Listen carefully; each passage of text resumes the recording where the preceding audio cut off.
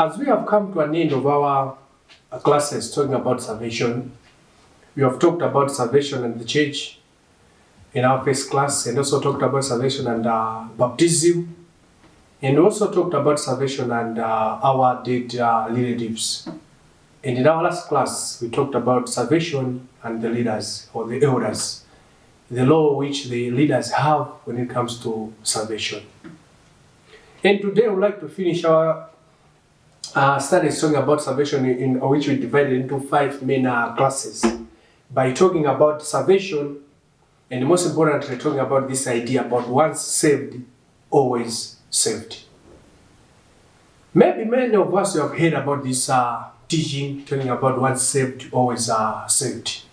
And maybe some of you again, you are living in this type of thinking or this type of teaching, believing that since you were saved once, regardless of whatever you're going to do, you are still listed as the people who are saved. This is a common teaching which is taught in many denominations nowadays, believing that once you are saved, regardless of whatever you have done, you are always saved. And this is another teaching which makes us different, or which shows the difference between the church which Jesus built and denominations. Yes, we know that there are other issues which shows the difference between the Church of Christ and also the denominations. The issues like when it comes to women being preachers or women being elders in their denominations or in their churches. In a lot of denominations nowadays, we have got women who are leaders. And again, we see that in some denominations talk about when it comes to the issue of Lord's Supper. There are a lot of denominations which they do not take the Lord's Supper on each and every first day of the week. It is because of what they think it is supposed to be done. And again, we see some denominations which they do certain things which the Church of Christ do not do. Yes, these are the differences which we know. But again, there's a very important difference which differentiates the Church of Christ and the denominations. And that difference is the Church of Christ is the church which believes in this book as the final authority. But in denominations, they do not take this book as the final authority. They do whatever they feel like it is right. So that's why there's this teaching of once saved, always saved. Now, when you talk about this, it is very, very important to understand the origin. This origin comes from the teaching about tulip. Maybe most of us have heard about tulip, talking about total depravity and also unconditional election, limited atonement, and irresistible grace. And finally, talk about perseverance of the saints. So these 5 terms are the ones which makes this teaching of tulip. As a result, this has developed the teaching of once saved, always saved. But now the issue or the question which you have to understand is this: what does the Bible say? Can someone who was saved be lost again? We're not talking about someone being saved, or we're not talking about someone being saved. We're talking about someone who has been born again. We're not talking about someone who's being born again. We're talking about someone who's born through the waters of baptism. That's the born again which the Bible describes. We know in our religious world today, there are people who are called born again. But the question is, are they born again using the waters of baptism? Many waters dipped in baptism. That's what baptism is all about.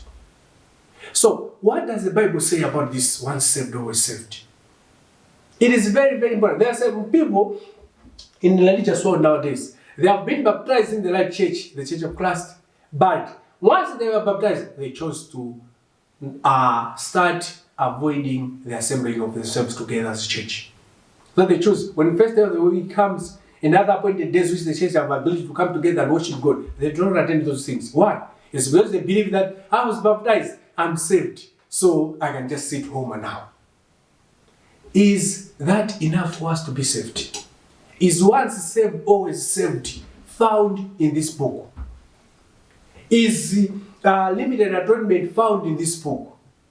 Is unconditional election found in this book? Is perseverance of the saints found in this book? What about irresistible grace? Whether you want or do not want, but God chose you to be saved. Is it found in this book? Are very few people selected to be saved? Let us begin studying this from the book of Matthew. The book of Matthew chapter 28. It's good for us to read this book. The book of Matthew chapter 28, beginning verse 19 is saying, "Go therefore and make disciples of all the nations, baptizing them in the name of the Father, of the Son, and of the Holy Spirit." This is the commission, the Great Commission Jesus was giving his disciples. He said, you have to go out. And what were they supposed to do when they go out? Make disciples of how many nations? All nations. So, Jesus is saying, this is what I want you to do. I want to make disciples of all nations. Everyone is supposed to be made a disciple, regardless of the skin color. Whether you're white, whether you're black, whether you're green, whether you're gray, or whether you are brown, or what color you have. But this Great Commission is going to every person.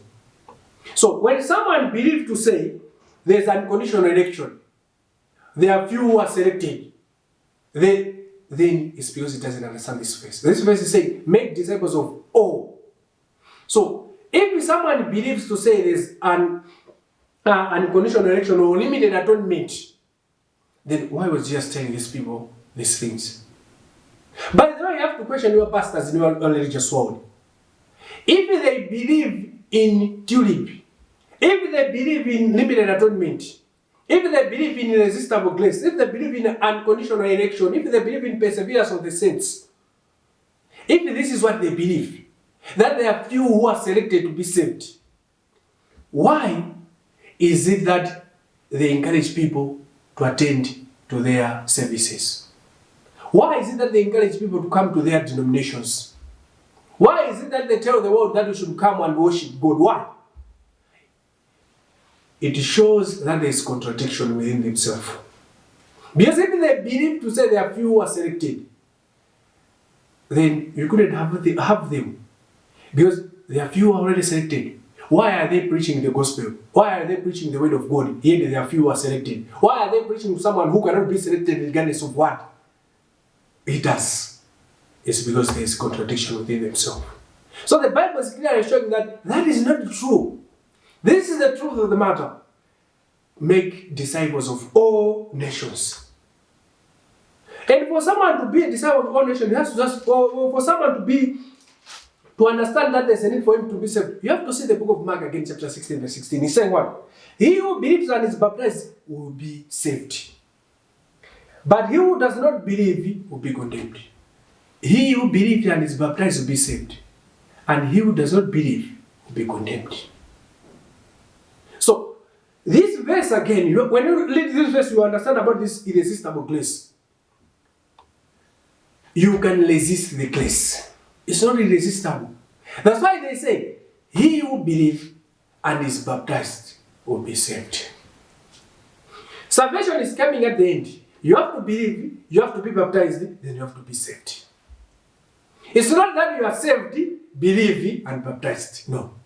So, the irresistible grace which they teach, that salvation is something which you cannot choose. God has just bestowed upon you whether you want to or do not want, you are going to be saved. That's not taught in the Bible. The Bible is saying, for you to be saved, for me to be saved, I have to believe. And when I believe, I have to be baptized. When I'm baptized, I'm going to be saved. So, if someone is not baptized, then he cannot be saved. And again, it's showing us this important point here. What's that point? For you to be saved, you can choose to be saved or you cannot choose. There's nothing about irresistible grace in the Bible. There's nothing about few individuals who are going to be saved in the Bible. No. The Bible shows clearly. First of all, the book of Matthew, chapter 10, verse 19. It is the will of God to make sure that every person, every nation, people are saved. But even if God wants that, it is a responsibility of an individual to make sure that he believes, is baptized, and is going to be saved. If you do not believe this, even if God wants every nation, every person to be saved, not every person is going to be saved. Not because God has already chosen those who are going to be saved, but because you have decided not to be saved yourself. It's your choice. The choice is in your own hands. You can choose to be saved or not. So, the book of Mark is also giving us an idea. It's also trying to refute the idea which the world, the denominations teach about once saved, always saved, or the idea of duty. It is being disputed in the Bible. It is not taught in the Bible. But God wants every nation, every person to be saved. As we are continuing the book of First Timothy chapter 2, verse 6, he also talks about he gave himself a ransom for all. He was talking about Jesus. Jesus died for us. He gave himself for every person. Why did he give himself for every person? It's because he wants every person to be saved. That's what he wants. That's what God wants. But it is your choice now to take advantage of the death of Jesus Christ for us to be saved. It is my choice to take advantage of the death of Jesus Christ to be saved. But if I do not take advantage of the death of Jesus Christ by believing, by being baptized, I'm not going to be saved. God has done his part to save human being. Sent his only begotten Son, Jesus Christ, to come and die for all of us. To make sure that every nation there is a disciple of him. That's the advantage he has given us. He has already done 99.9% of everything he is supposed to be done for us. Jesus died for us. But what more do we need to do? What more do we need to do? Believe in him, being baptized, and we are going to be saved. So there's nothing like irresistible grace on this matter. That you can whether or God has already chosen selected few to be saved. No, it's nothing taught in this Bible. When you go to the book of Acts chapter 2, the book of Acts chapter 2, verse 9 is saying, verse 9, for the promises is to you and to your children, and to all who are afar off, as many as the Lord our God will go. This is the day of Pentecost. Peter has used the key which was given in the book of Matthew chapter 16, verse 18. The Jews have believed. The Jews were cut to their heart, and they are told that they asked Peter and the rest of us, what shall we do? Then Peter said to them that they need to repent and be baptized for the remission of their sins. And this is what he's saying, verse 9 is saying, this is not only going to you, the Jews who were there on the day of Pentecost. He's saying, for the promise is to you and to your children. It's to us who are the children now. And to all who are afar off. The children who are by birth are Jews. And to us afar off by birth, we are considered as Gentiles. So this promise of salvation now is going to the Jews who were present on the day of Pentecost. It is going to the children of the Jews who are going to be born a few years later. And again, it's not only to the Jews, but even to us, the people of afar off, the Gentiles. And he's saying, as many as the Lord our God will go. Do you see limited atonement? Do you see few selected individuals here? Do you see unconditional election here? Do you see irresistible grace here? This has nothing to do with maybe theological terms. But this verse 9, is just pure glamour, which you have to understand. He's saying, oh, and to all who are far off, as many as the Lord our God will go. That's what he's saying. As many as our Lord, our God will go. How is he going to go them? Make disciples of all nations. Whoever believes and baptized is going to be saved. This is the way God is calling people. He's calling people through the gospel. He's preaching the gospel. By preaching the gospel, people are being called. So we see that it is very, very important. God is going to go. God will go. Not God has chosen. This verse is just simple grammar. God will go. Not God has chosen as an unconditional election that God has already chosen few. That's not taught in the Bible. The Bible is clear. This is saying God, as many as God will go. And again, he has pointed out, afar off, meaning not selected few are chosen here. So, there is nothing about this to live in the Bible. There's nothing about elected few in the Bible. There's nothing about irresistible grace in the Bible. There's nothing about that. That's what the Bible is teaching in this book. So, upon knowing this is the will of God. God wants every person to be saved. That's what God wants. But it is up to every person to be saved. It is in your hands. Not God has chosen few. No. God wants every person to be saved. How is he going to be saved? When you believe the word, you are baptized, and you are going to be saved. That's what God has said. That's what the Bible teaches.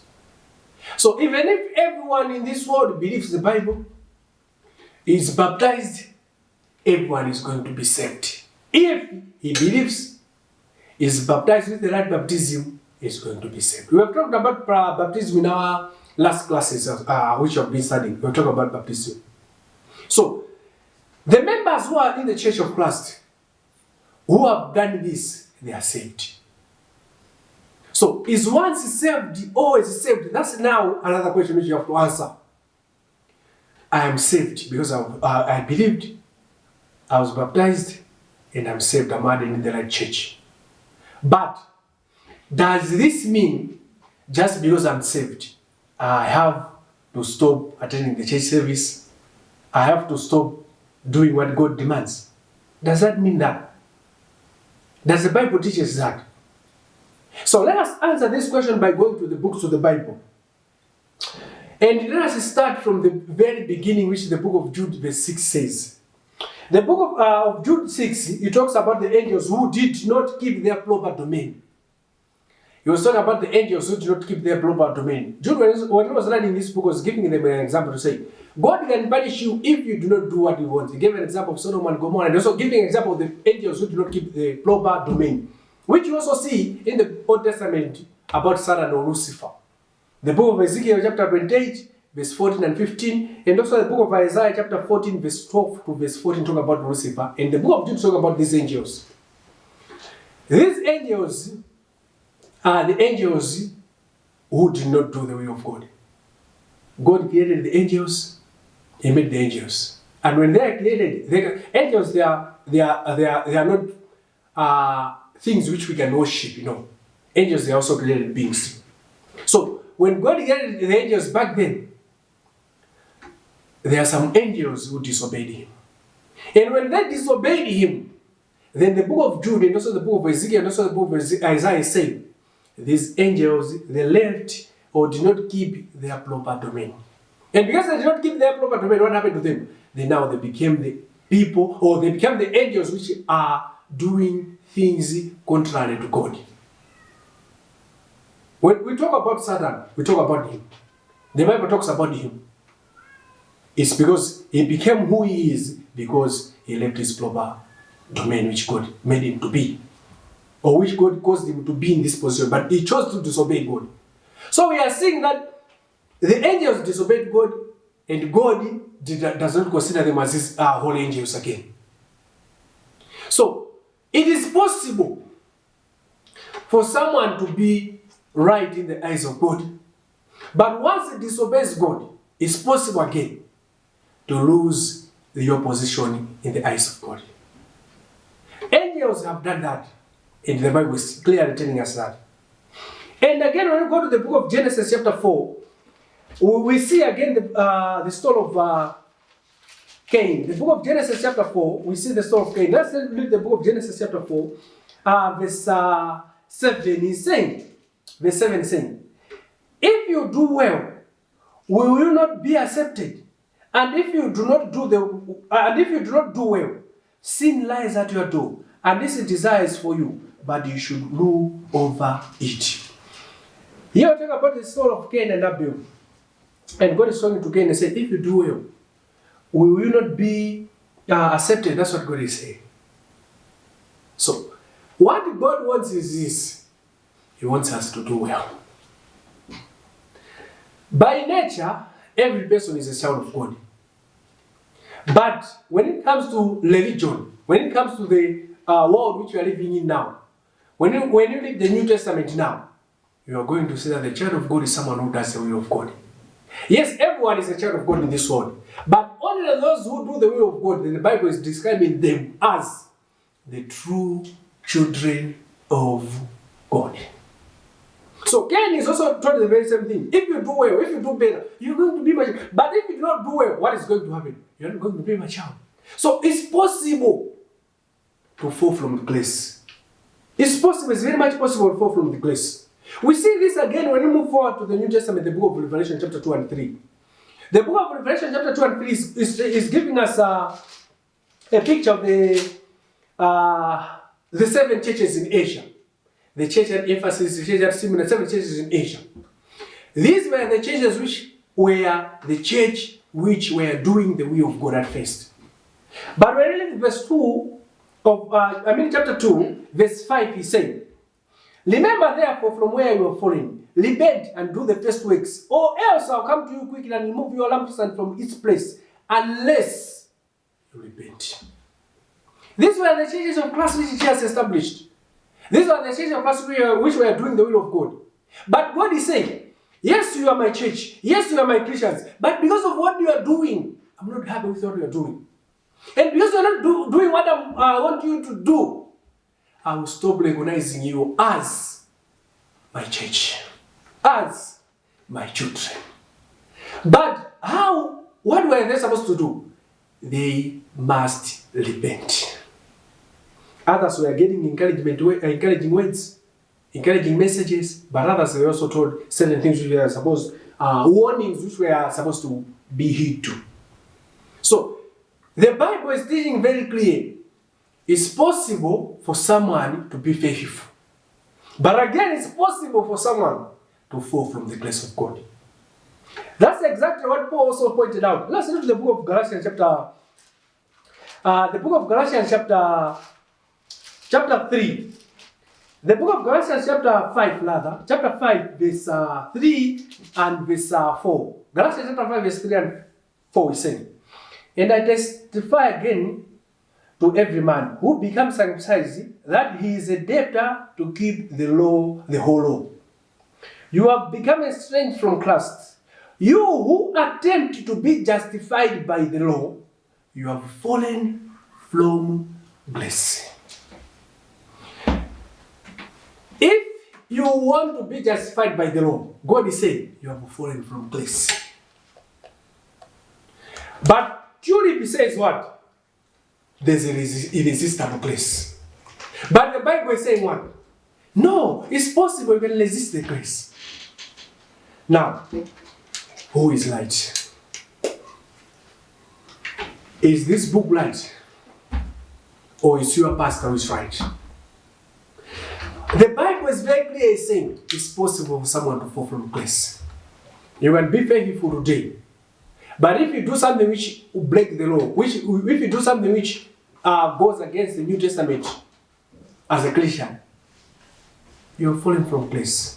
That's what Paul is saying. You can fall from grace. These Galatians were believing, there were some people who are still believing to say they can still keep the law of Moses. But they say keeping the law of Moses is like you become a Christian and you're going back to the law of Moses now. You're falling from the grace of God. That's what he's saying. It's possible for someone to fall from the grace of God. So you can be saved, you can be added to the right church. But if you are not faithful, then the Bible is very clear. You can fall from that. The book of 2 Peter chapter 2, verse 21 is saying, let's read the book of 2 Peter chapter 2, verse 21. For it would have been better for them not to have known the way of righteousness, having known it, to turn from the holy commandments delivered to them. Did you hear what the Bible is saying? He was talking about the people or false teachers who at first they were faithful, but because of being false teachers, now they are no longer faithful. So Peter is saying it would have been better for those people if they could have not even known about that. But they have known the way, but now they are turning away from the righteous way. It's like turning away from the way. The book of Acts talks about the people of the way, referring to the Christians. And here talk about way of righteousness. So, you know what the Bible says. You know what this book is saying, but you choose to disobey. So the writer Peter is saying, these people would have been better if they have not known about this. But now they have turned away. What do we see from this again? It is very much possible for a child of God to be lost if he does not abide by the will of God. So there's nothing about irresistible grace. There's nothing about a selected few in the Bible. The Bible is very clear, everyone wants to be saved. The Bible is very clear, there is a possibility of a child of God to fall from the grace. It's possible. That's why Paul, now and then in his writing, was talking about take heed, take heed, take heed, take heed, take heed, take heed, take care. That's what Paul has been saying throughout his writings. It is the very same thing in the book of 1 Peter chapter 5, verse 8 and 9. 1 Peter chapter 5, verse 8 and 9, Peter, when he was writing to a Christian, he told them that they should be sober and aware of the devil, because the devil is like a roaring lion. Why was Peter telling the recipients of this book to be aware of the devil? Why? It's because if irresistible grace is true, if selected few or limited atonement is true, Peter couldn't have written this. But he wrote this because it is possible for a child of God to get lost. And because it is possible for a child of God to get lost, it is very important for them to be aware of the devil, to be sober, because the devil is walking like a roaring lion. He's busy waiting for whoever is going to devour. So, it is not biblical for someone to believe in limited atonement as if he just died for few, or irresistible grace is not taught in the Bible, or even unconditional election that just died for selected few. It's not taught in the Bible. And we see that again in the book of Matthew. The book of Matthew, chapter 18, verse 14, he's saying, even so, it is not the will of your Father who is in heaven that one of these little ones should perish.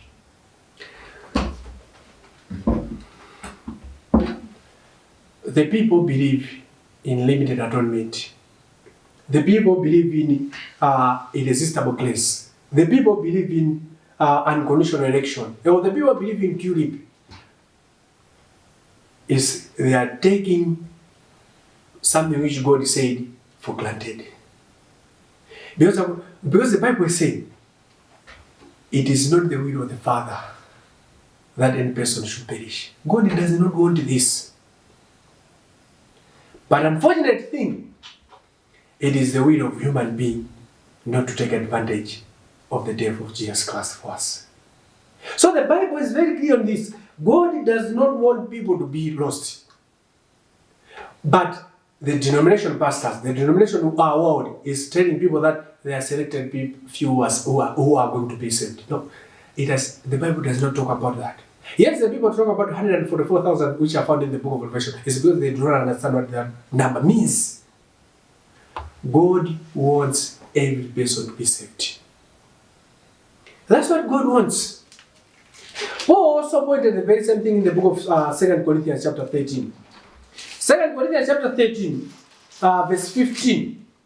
2 Corinthians chapter 13, verse 5, rather, not verse 15. 2 Corinthians chapter 13, verse 5. He said, examine yourself as to whether you are in the faith. Test yourself. Do you not know yourself that Jesus Christ is in you, unless indeed you are disqualified? The Bible is saying, examine yourself whether you stand in faith.